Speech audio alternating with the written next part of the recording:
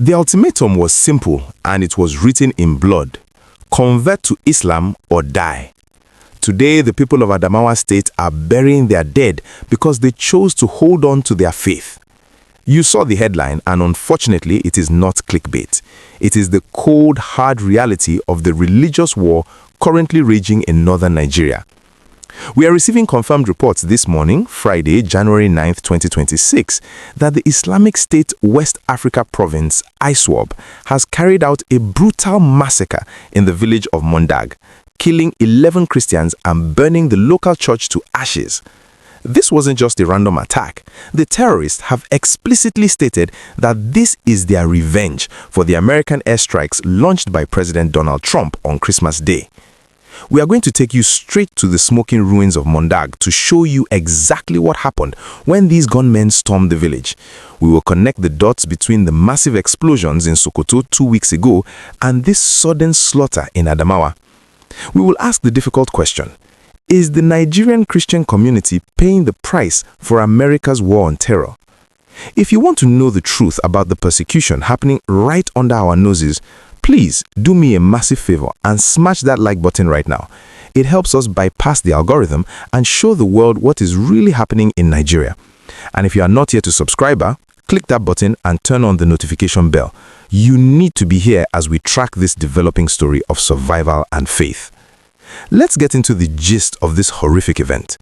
Late in the evening on Monday, December 29th, 2025, just as families were settling down after the Christmas celebrations, the peace of Mondag village in Adamawa State was shattered. According to reports confirmed by Barnabas Aid and Truth Nigeria, heavily armed ISWAP fighters surrounded the community. They didn't come to steal cattle, they didn't come to kidnap for ransom, they came to kill hostile Christians. Eyewitnesses describe a scene of absolute hell. The terrorists opened fire with automatic weapons, targeting men who were trying to defend their homes. By the time the guns went silent, 11 innocent believers lay dead in the dust. But the destruction didn't stop there. The attackers moved to the center of the village, to the house of God, the local church, and set it ablaze. They watched it burn. They also torched over 100 residential houses, forcing the survivors, including women and children, to flee into the dangerous bush in the dead of night. Now, you might be asking, why now? Why this specific village? The answer lies in a statement released by the terrorists themselves. In a chilling message circulated on their propaganda channels earlier this week, ISWAP claimed responsibility for the attack. They stated clearly that this was retaliation for the US missile strikes in Sokoto State on Christmas Day. Remember the Christmas present? On Christmas Day, President Donald Trump ordered US forces to strike jihadist camps in the northwest, specifically targeting the new Lakurawa group and ISWAP positions. The US military called it a perfect strike against terrorist scum. We celebrated that strike. We thought it would cripple them. But what we are seeing now is the blowback. The terrorists are angry. They cannot fight the American jets flying 30,000 feet in the air, so they have turned their anger on the easiest target they can find, the Christian villages in the northeast.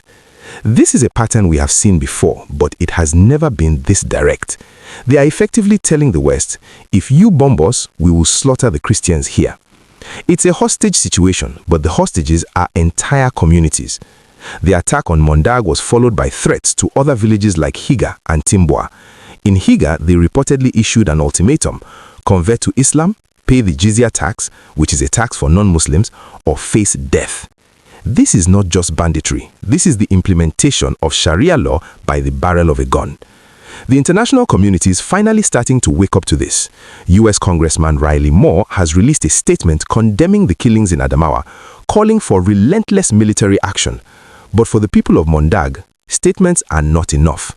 They need protection. They need to know that their government values their lives as much as it values diplomatic relations with the US. I want to speak to you, my viewers, heart to heart. This story is painful. We are talking about fathers, brothers, and sons who were killed simply because of who they worship. It's a genocide in slow motion, as many human rights groups are now calling it. Thousands have been killed over the last decade, and yet the world often looks away until a headline like this forces them to pay attention. The tragedy here is that the average Nigerian Christian in Adamawa has no connection to the US government. They don't control US drones, yet they are the ones paying the ultimate price with their blood. It raises a serious strategic question for our military and their American partners. When you launch these high-profile airstrikes, are you putting adequate measures in place to protect the soft targets that you know will be attacked in revenge?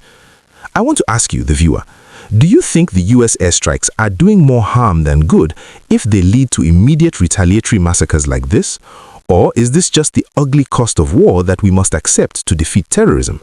Drop your honest thoughts in the comments below. It's a complex issue and I really want to hear your perspective. As we mourn the 11 souls lost in Mondag, we must also pray for those hiding in the bush right now, wondering if the terrorists will come back tonight. The church may be burnt, but the spirit of the people remains unbroken. If you found this update crucial for understanding the true cost of the war on terror in Nigeria, please smash that like button. Let's get this video to 5,000 likes to demand justice for the victims of Mondag. And if you are not yet a subscriber, click that button and turn on the notification bell. You need to be here as we track this developing story of survival and faith. Stay safe, stay prayerful, and always be your brother's keeper.